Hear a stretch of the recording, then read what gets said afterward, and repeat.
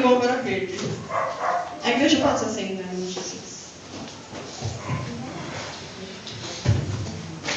pegar o meu livro.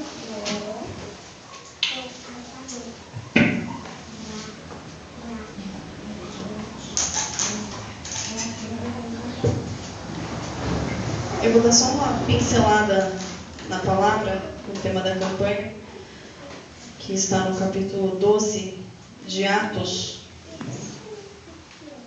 Eu vou correr porque eu espero conseguir falar tudo que eu tenho para falar.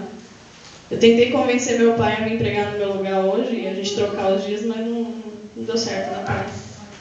Ele falou que eu consigo guardar as palavras. Eu falei, misericórdia, eu acho que eu tenho amnésia quando eu subo no altar. Mas que seja feita a vontade do Senhor. Amém. Atos 12 diz: por aquele tempo mandou o rei Herodes prender alguns da igreja para maltratar, fazendo passar a fio de espada Tiago, irmão de João. Vendo ser isto agradável aos judeus, prosseguiu prendendo também a Pedro. E eram os dias dos pães asmos. Tendo-o feito prender, lançou-o no cárcere, entregando-o a 4 escoltas de 4 soldados cada uma, para o guardarem, intencionando apresentá-lo ao povo depois da Páscoa. Pedro, pois, estava guardado no cárcere, mas havia oração incessante a Deus por parte da igreja a favor dele. Quando Herodes estava para apresentá-lo, naquela mesma noite, Pedro dormia entre 2 soldados, acorrentado com 2 cadeias, e sentinelas à porta guardavam o cárcere. Eis, porém, que sobreveio um anjo do Senhor e uma luz iluminou a prisão. E tocando ele ao lado de Pedro, despertou, dizendo: levanta-te depressa. Então as cadeias caíram-lhe das mãos. Disse-lhe o anjo: cinge-te e calça as sandálias. E ele assim o fez. Disse-lhe mais: põe a capa e segue-me. Então, saindo, seguiram, sabendo que era real o que fazia por meio do anjo. Parecia-lhes antes uma visão. Depois de terem passado a primeira e a segunda sentinela, chegaram ao portão de ferro que dava para a cidade, o qual se lhe abriu automaticamente, e saindo, enveredaram por uma rua, e logo adiante o anjo se apartou dele. Então Pedro, caindo em si, disse: agora sei verdadeiramente que o Senhor enviou o seu anjo e livrou-me da mão de Herodes, e de toda a expectativa do povo judaico. Considerando ele a sua situação, resolveu ir à casa de Maria, mãe de João, congominado Marcos, onde muitas pessoas estavam congregadas e oravam. Eita, deixa eu chegar lá.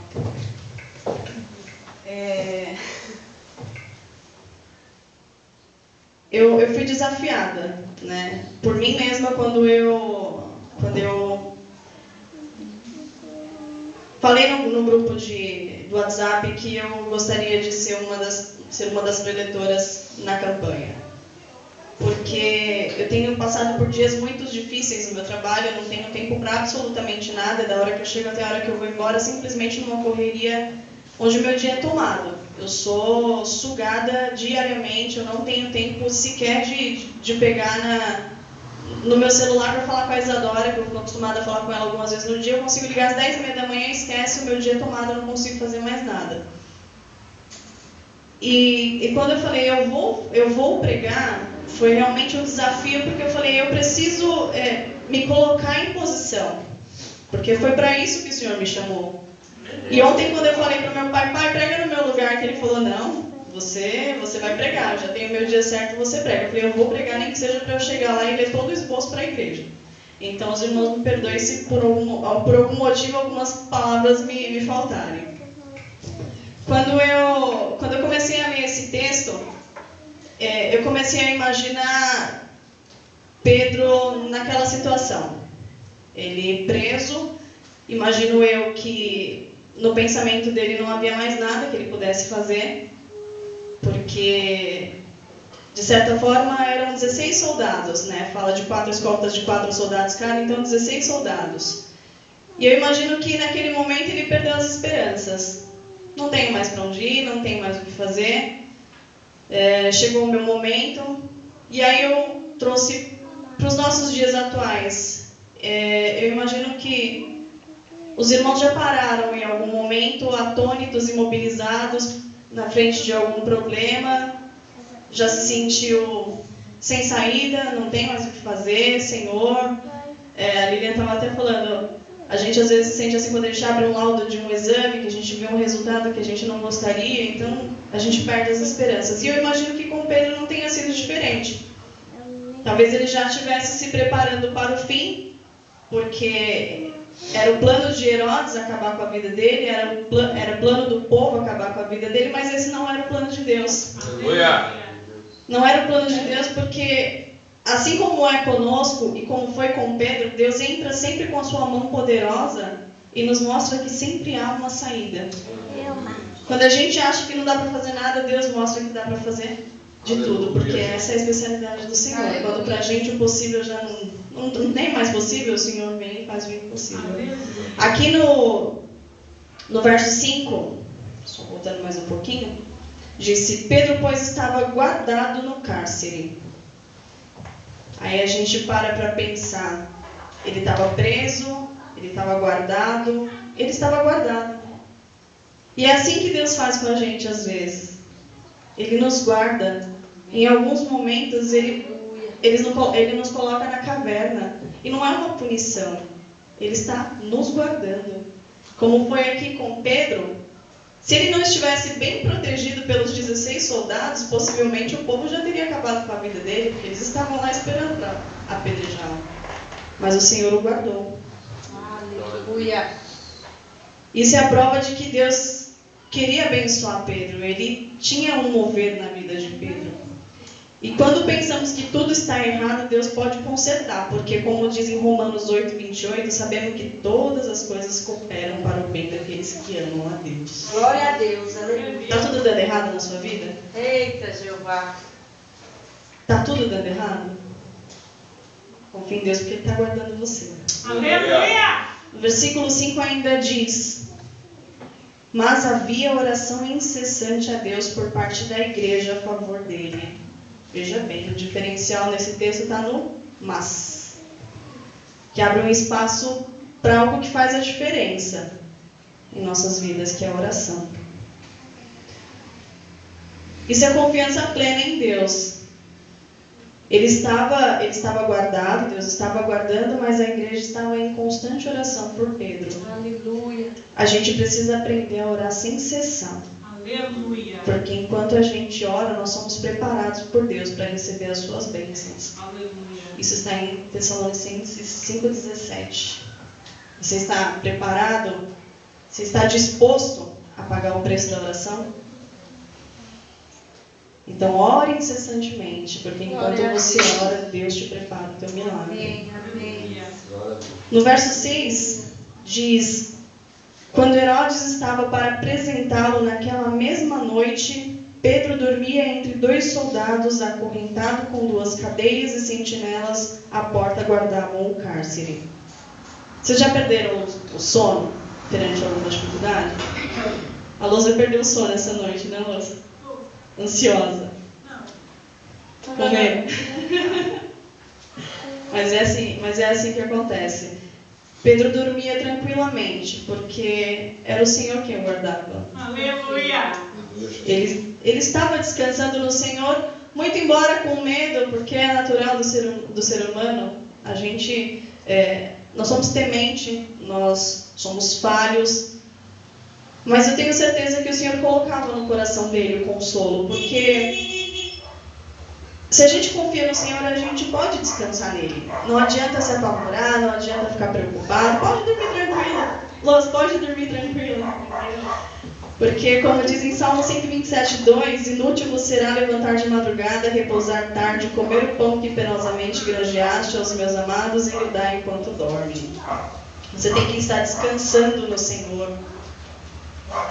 Você está descansando no Senhor ou você desperta facilmente? Seu sono está atribulado. Aprenda a confiar no Senhor em todo o tempo. Aleluia. Oh Deus, obrigado. No versículo 7 diz: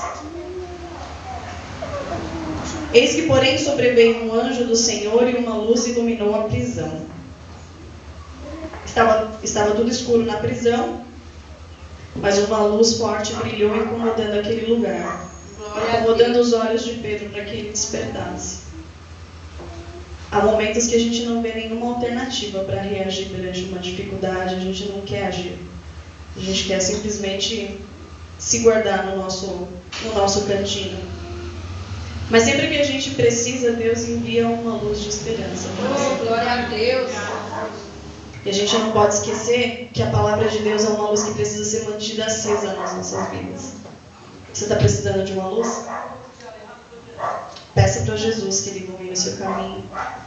Mas leia a Bíblia. Porque a palavra do Senhor é a luz para nossos caminhos. Glória a Deus. Aleluia. No versículo 7 ainda diz: tocando ele ao lado de Pedro. Talvez Pedro pensasse que era um sonho, né? Ele achava até que era uma visão, né? Por isso o anjo teve que tocá-lo para ele despertar. Existem alguns problemas que a gente quer resolver com as próprias mãos e às vezes a gente não consegue. Na verdade, não é que a gente não consegue. Deus tem um jeitinho todo especial de colocar tudo no seu devido lugar. E Deus toca de diversas maneiras.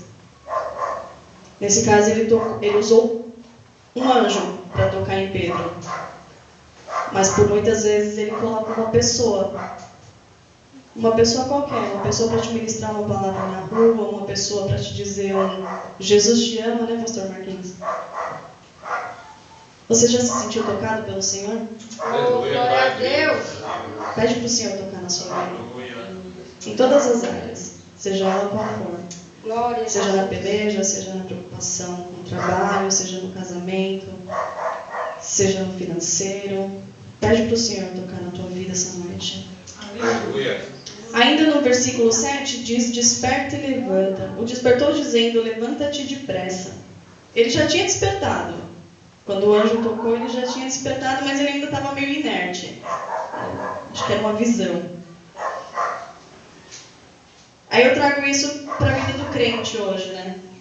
Muitos crentes querem ficar só contemplando o que o Senhor vai fazer. Mas ele não toma uma atitude. Chega uma hora que a gente precisa agir. Aí a gente pega a palavra oração. Vou fazer um trocadilho com a palavra oração. Orar e depois agir com fé. Aleluia. Várias vezes Jesus, quando ele curava o enfermo, ele dizia: toma o teu leito e anda. Por que será? Você teve fé, mas agora você tem que agir, então toma a tua cama. Sacode. Não adianta a gente querer que Deus faça tudo. A gente precisa fazer a nossa parte para vencer. Não adianta só a gente querer contemplar o sobrenatural de Deus.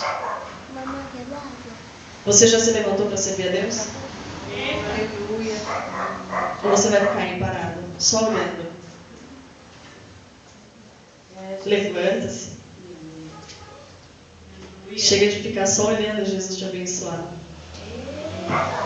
Voltando para o 7 ainda. Depois que ele disse: levanta-te depressa, então as cadeias caíram-lhe das mãos. Tem muitas pessoas que são libertas, mas que não estão... Na verdade, elas não foram libertas. Elas se convertem, né? Mas elas não fazem o mínimo por uma libertação. Continua no vício, continua no jogo, continua nas drogas. Crer é um verbo que designa ação. Então você se converte hoje, mas amanhã te convidam para tomar só mais um pouquinho, e você não age contra aquilo. Só mais hoje, só mais amanhã. Jesus perdoa. A gente precisa se libertar de tudo que atrasa a nossa vida. A gente precisa se libertar de tudo que quer nos trazer para trás. A gente precisa romper radicalmente com essas coisas. Porque a libertação vem pelo conhecimento da verdade, como diz em João 8,32, que é a palavra de Deus revelada na pessoa de Jesus Cristo. Você já foi liberto? Oh, aleluia. Aleluia, Jesus. Você já foi liberto? Aleluia. Jesus quer te libertar da sua vida de tudo que te impede de vencer, de tudo que te impede de seguir adiante. Aleluia. No versículo 8, o anjo diz: cinge-te e calça as sandálias. E assim ele o fez. Põe a capa e segue-me. Antes de sair da prisão, o anjo mandou que Pedro se aprontasse. Ele não ia sair de qualquer maneira, sem estar preparado. Assim como Pedro, após ser liberto, o crente tem que se preparar para servir a Deus. Porque o inimigo ele está à volta com 7 espíritos para piorar a situação. Em Efésios 6:11 diz: revestimos de toda a armadura de Deus para poderes ficar firmes contra as ciladas do diabo. Você está preparando a sua vida? Então se prepare. Glória a Deus. Se prepare espiritualmente para vencer. No 8 e 9 diz: então saindo seguia, não sabendo que era real o que fazia por meio do anjo. Parecia-lhes antes uma visão. Se Pedro saísse da prisão por conta própria, se achava independente, algo teria dado errado. Os guardas teriam despertado. Por isso que o anjo falou: eu vou na frente. Isso mostra a necessidade da gente seguir a vontade de Deus, deixar Ele conduzir a nossa vida. Oh, aleluia! Muitos problemas na nossa vida são consequências de algumas escolhas erradas. E existem pessoas que parecem querer que Deus só siga consertando seus erros, né? Eu escolho, eu não oro a Deus, eu não peço orientação de Deus, mas depois Deus vem e tá por buraco. Ele vem corrigindo. E não é isso que a gente tem que fazer, né? Porque em Salmos 37 diz, 37, 4 e 5, entrega o teu caminho ao Senhor e depois Ele satisfará o desejo do seu coração, e mais Ele fará. Você tem seguido a direção de Cristo na sua vida? Aleluia!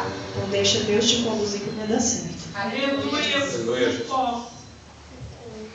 No versículo 12 disse: considerando ele a situação, resolveu ir à casa de Maria, mãe de João, onde muitas pessoas estavam congregando e oravam.